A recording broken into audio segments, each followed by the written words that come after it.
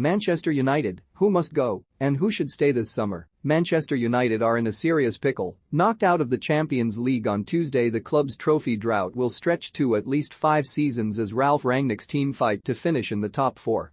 The squad are patently not good enough.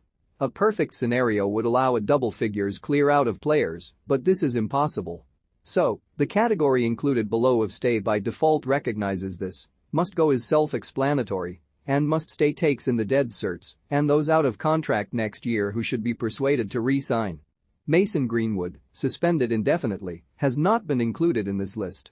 Eric Bailly, contract expires 2024, defender, the 27-year-old should be enjoying his peak years yet through no fault of his own, is too injury-prone, illustrated by his making only 7 appearances this season. Edinson Cavani, 2022. Forward, a victim of United's mixed messages. Ole Gunnar Solskjaer projected as a coup having the striker renew terms, but the Norwegian proceeded to sign Ronaldo and Cavani was relegated to the stand-in number 9. Is often not match fit by self-declaration. Phil Jones, 2023, defender, now 30, Jones is another whose body has, sadly, serially let him down. The player Sir Alex Ferguson once claimed could be United's greatest ever, last pulled on a United shirt more than times in a season in 2018-19. Jesse Lingard, 2022, forward, was persuaded to stay last summer, yet relations with his boyhood club have become particularly frosty, to characterize in polite terms, and he will depart. Anthony Martial, 2024, forward, a spluttering, underwhelming 7-year United career will surely end after a half-season loan at Sevilla. Juan Mata, 2022, midfielder, has become United's eternal substitute. The Spaniard was once the club record signing, but is 34 next month. Nemanja Matic, 2023, midfielder, the 33-year-old is a 2-time Premier League champion with Chelsea, but age has reduced him to a plodding presence whose lack of dynamism sums up one of the many fault lines in the United's eye.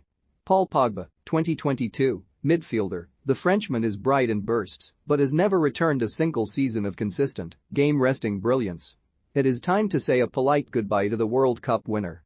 Harry Maguire, 2025, defender, too slow and error-prone to be a regular, and thus should not be the captain. However, Maguire is both. As with Victor Lindelof, who is the marginally better player, he requires the metaphorical kick up the posterior the recruitment of an elite centre-back could give. Marcus Rashford, 2023, forward, in his 7th career season he has become lost and lackluster. But given United's forward options he may remain for next term, unless Rashford pushes for the move he is seriously contemplating. Cristiano Ronaldo, 2023, forward, at 37 he should not be United's focal point. But which other club would take on his circa £490,000 a week wage? Offloading Ronaldo would be a headline statement, but unless the player wishes to leave it seems unlikely he will. Aaron Wan-Bissaka, 2024, defender, is pacey and loves to tackle, but too often anonymous. Priorities in other positions mean he likely stays as backup. Diogo Dalot, 2023, defender, has been edging Wan-Bissaka for the right-back berth. Is better than the latter going forward though not as accomplished defensively. David De Gea, 2023, goalkeeper, I love the club he said after Tuesday's exit, but De Gea is out of contract in June 2023, and though his inability to command airspace is a glaring vulnerability, United should move to re-sign the 31-year-old. Anthony Elanga, 2026, forward, the 19-year-old has 3 goals in 18 appearances in a bright start. A suspicion harbored is that he may prove underwhelming, but deserves a chance to show otherwise. Fred, 2023, midfielder, has gone from maligned to quasi-magnificent on occasion, the Brazilian benefiting from being allowed a more dynamic role. Tom Heaton, 2023, goalkeeper, solid third choice. Dean Henderson, 2025, goalkeeper, has become the number 2 goalkeeper after a brief run as first choice last term. Henderson's ambition means he wants to leave, but United should retain him for the same reason. De Gea, as with all players, requires competition. Bruno Fernandes, 2025, midfielder, has a vigorous case for being the club's best footballer. The Portuguese may be below the level previously set, but is still the 2nd top scorer with 9 goals and the talisman.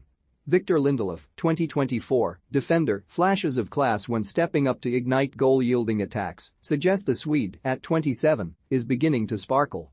Lindelof's terms end in 2 years. These should be renewed, and if an elite centre-back is recruited, the challenge of jousting with him and Raphael Varane for a place should further elevate his game. Scott McTominay, 2025 midfielder, shines in a mediocre side but not enough. A hunch says with better players around him, McTominay will prove a genuine A-list performer.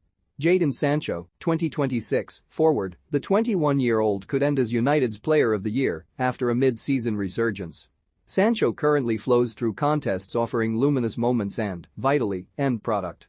Luke Shaw, 2023 defender, a post-Euro 2020 hangover, maybe, injury and COVID-19 could be factors in the defender's under-par campaign.